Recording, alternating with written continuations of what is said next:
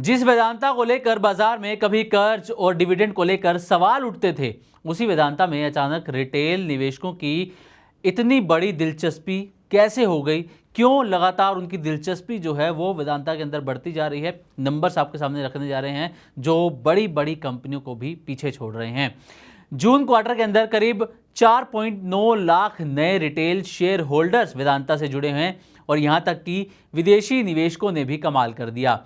एक तरफ एफआईआईज बाजार में लिस्टेड कंपनियों में से अपनी हिस्सेदारी घटा रहे थे, लेकिन दूसरी तरफ एफआईआईज वेदांता पर बड़ा दांव खेलते हुए लगातार अपना हिस्सा बढ़ा रहे थे। आखिर ऐसा क्या बदला कि वेदांता ने एचडीएफसी बैंक और रिलायंस इंडस्ट्री जैसी दिग्गज कंपनियों को भी नए शेयर होल्डर्स के मामले में या रिटेल शेयर होल्डर्स के मामले में पीछे छोड़ दिया? क्या डिमर्जर के बाद वेदांता की कहानी बदल रही है? और सबसे बड़ा सवाल, क्या निवेशकों की ये बढ़ती दिलचस्पी आगे शेयर की वैल्यू में भी बदल सकती है? आइए पूरा ये मामला समझते हैं। तो डिमर्जर के बाद वेदांता की निवेशकों में पकड़ मजबूत हुई, जैसा कि हमने आपको शुरुआत में बताया भी। कितना नंबर बढ़ा है ये डिटेल में बात करते हैं। तो अनिल अग्रवाल की वेदांता लिमिटेड ने डिमर्जर के बाद निवेशकों का भरोसा मजबूत किया है। जून 2026 को खत्म हुई तिमाही यानी कि Q1 FY27 में कंपनी का जो रिटेल इन्वेस्टर्स हैं, रिटेल शेयर होल्डर्स हैं, उसकी पसंद के मामले में सबसे आगे रही है वेदांता लिमिटेड। इस दौरान करीब 4,90,000 नए रिटेल शेयर धारक जो हैं वो वेदांता से जुड़े हैं। और ख़ास बात यह है कि इस टेन्योर में कंपनी में सिर्फ छोटे निवेशकों की दिलचस्पी ही नहीं, बल्कि विदेशी संस्थागत निवेशक यानी कि जिन्हें हम एफआईआईज भी कहते हैं, इन्होंने भी अपनी हिस्सेदारी बढ़ाई है। अब रिटेल निवेशकों की पसंद में वेदांता कैसे सबसे आगे रही है, कौन सी बड़ी कंपनियां पीछे रही हैं, ये भी जान लीजिए। तो कैपिटलाइन के आंकड़ों के मुताबिक Q1 FY27 में वेदांता के शेयरधारकों की संख्या में करीब 4,90,000 का इजाफा हुआ। कैपिटलाइन जिन कंपनियों को ट्रैक करता है, उन ट्रैक की गई कंपनियों में से किसी एक कंपनी के शेयरधारकों की संख्या में ये सबसे बड़ी तिमाही ग्रोथ देखने को मिली है।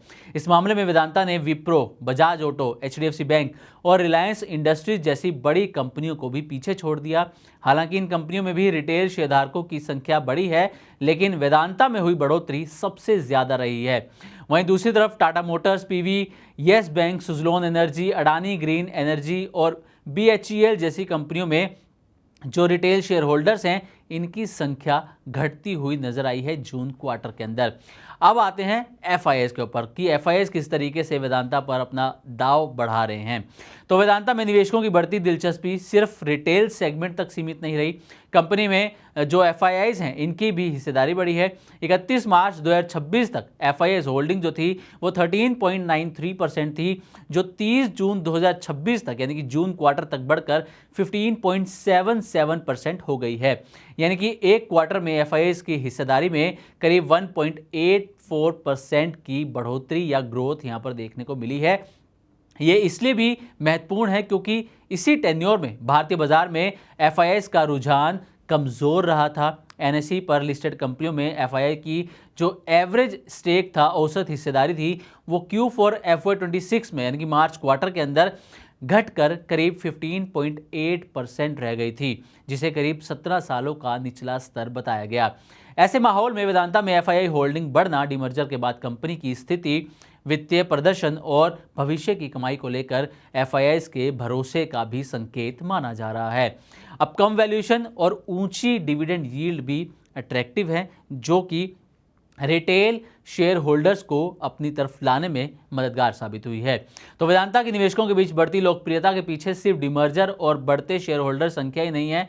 कंपनी का पीई रेशियो करीब 5.9 बताया गया है, जो इसे कम वैल्यूएशन वाले शेयरों में रखता है। इसके अलावा कंपनी की डिविडेंड यील्ड भी करीब 13% बताई गई है, यानी कि निवेशकों को कम वैल्यूएशन के साथ मजबूत डिविडेंड यील्ड का भी आकर्षण यहां पर मिल रहा है। और यही वजह है कि डिमर्जर के बाद वेदांता में रिटेल और एफआईआईज दोनों की दिलचस्पी बढ़ती हुई दिखाई दे रही है।